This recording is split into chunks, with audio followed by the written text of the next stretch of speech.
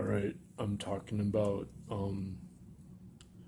Professor Emeritus Luigi Borzacchini and his newly published paper on brain lateralization and mathematics and the role of music. And I was asked to review his article for this quasi-academic website business called academia.edu. And a lot of academics use this site, but it's really a self-publishing site.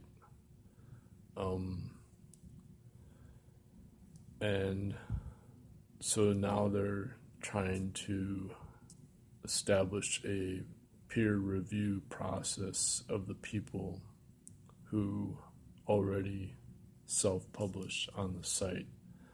And there are a lot of academics that do use the site, but then there's also just people who were formerly in academia as students and like myself or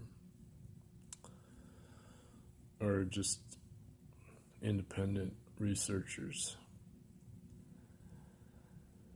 And so I just sent my review to math professor Luigi Borzacchini in Italy because the website said the review can only be 700 words, and I figured my review was longer than allowed anyway, but it turns out they did publish my review. And also Professor Emeritus Borzacchini responded to me thanking me for my review and asking me more about the music connection to the brain development. And he thanked me for engaging with his earlier research on the secret music origins of Western mathematics. And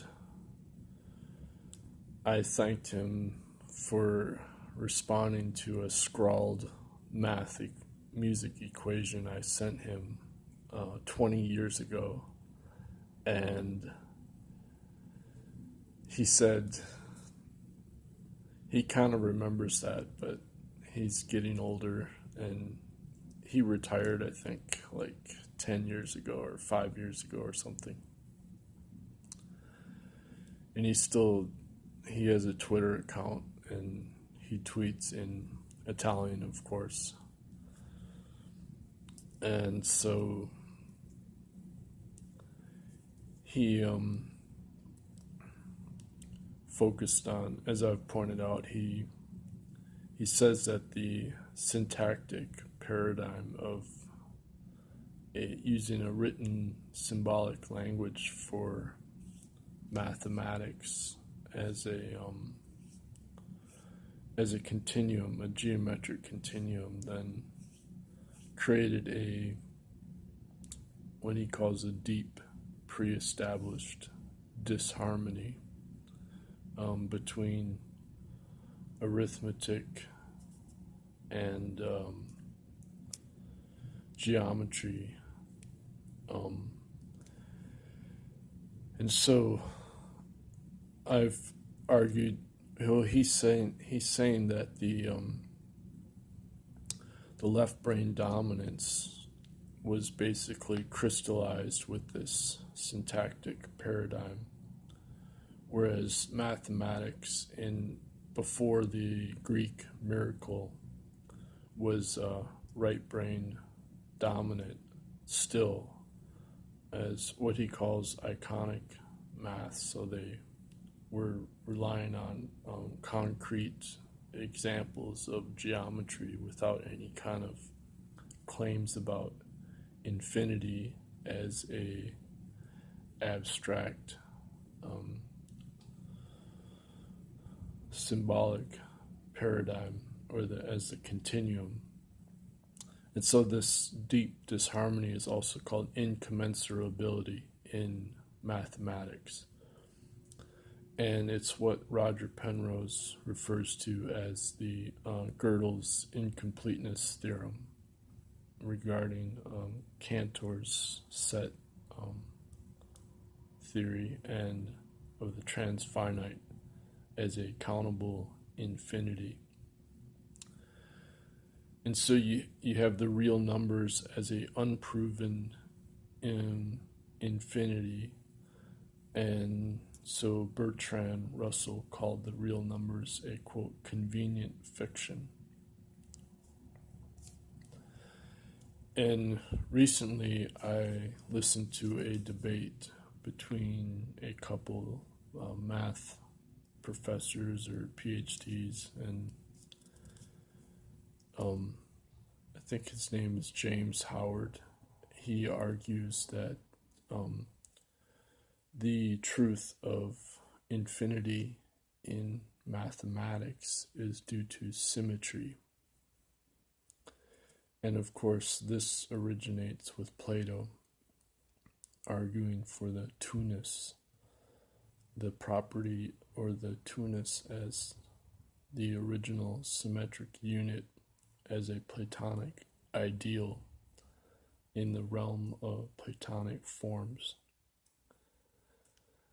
And so the debate with the other guy, can't remember his name, but he basically argues that the perspective of Aristotle is that we have to banish the idea of infinity from mathematics and instead just rely on our approximations through actual calculations. And so this is essentially the idea that the continued fractions of natural numbers are the actual truth and not any kind of infinity itself. And so the Platonic view of symmetry as mathematics is actually a cover-up of the truth of music theory. And so what Luigi Borzacchini is stating is that the syntactic paradigm is more of what he calls a midware, and instead of a software as a symbolic area of thinking in the brain, or a hardware as in an evolutionary hardwire, like a genetic basis. But he's saying that this midware is somewhere in between, where because the mathematics are they work as technology, and they create a reproducible truth as technology. And so he then goes on to say that this midware appears to be part of the actual architecture of the brain's physical structure itself. And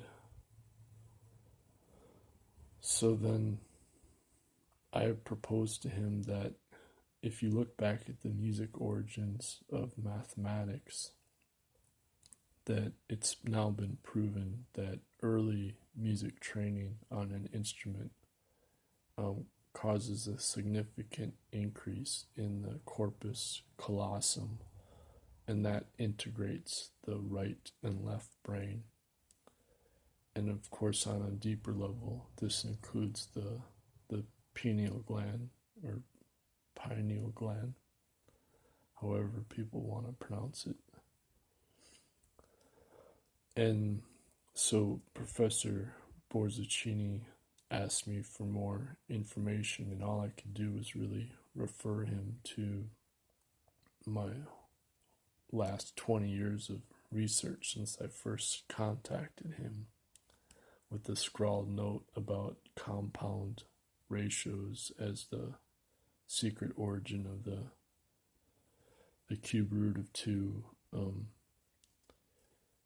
from music theory, complementary opposites. And I then referred him to Professor Richard McCurahan's work on Philolaus, where he documents that Philolaus literally flipped his lyre around his musical instrument in order to lie about the music ratios being symmetric. So he was changing the direction of time and frequency. And so science is actually a change of the information as consciousness on Earth, information as energy, so that gravity was a inverse square law.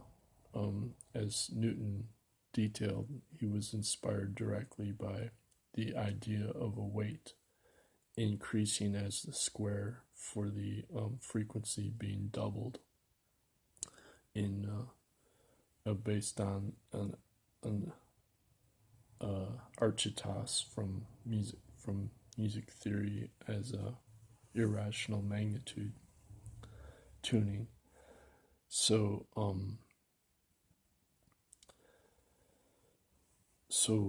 as Roger Penrose reminds us now, that mass is actually from frequency.